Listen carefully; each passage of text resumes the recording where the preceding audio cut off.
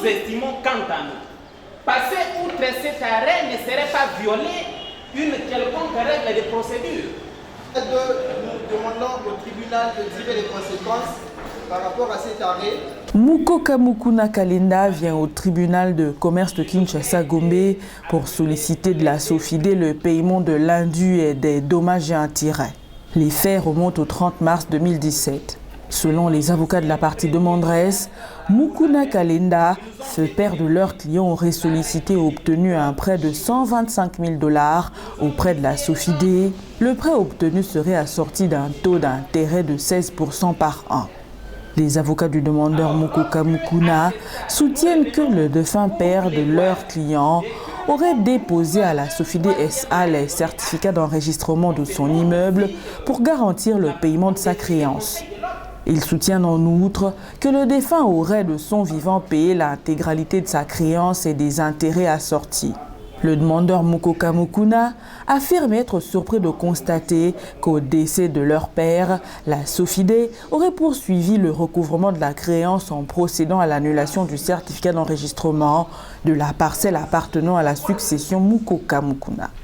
À l'audience précédente, les débats ont porté sur la régularité de la saisine.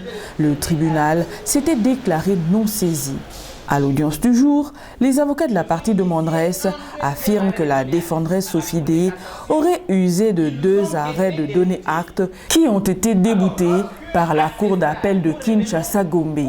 Ils soutiennent que les avocats de la partie défendresse auraient initié un 3e arrêt de donner acte pour un litige qui oppose les mêmes parties. Ils demandent au tribunal de passer outre l'arrêt de donner acte. Ça dégoûte.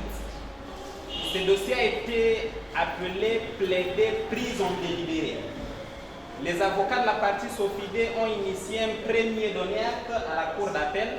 Ils ont été déboutés. L'arrêt qui les déboute gît au dossier. Ils ont initié un 2e arrêt de donné acte à la cour de cassation. Ils ont été déboutés.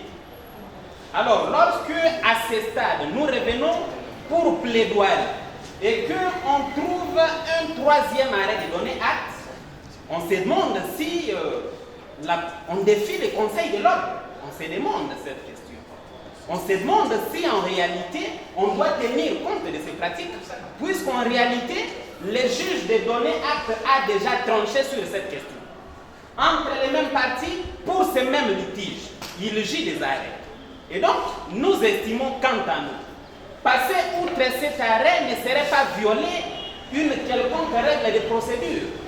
Passer outre cet arrêt, Madame le Président, ne vous expose en rien à aucune sanction ni poursuite disciplinaire. Les avocats de la partie défendraient SOFIDE SA pour leur part demandent au tribunal de tirer les conséquences de leur arrêt de donner acte. Nous demandons au tribunal de tirer les conséquences par rapport à cet arrêt et dans la mesure du possible,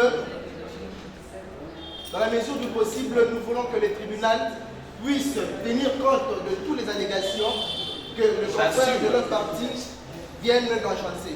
Nous avons dit. Après avoir entendu les 2 parties, le tribunal ordonne la surséance de la prise en cause.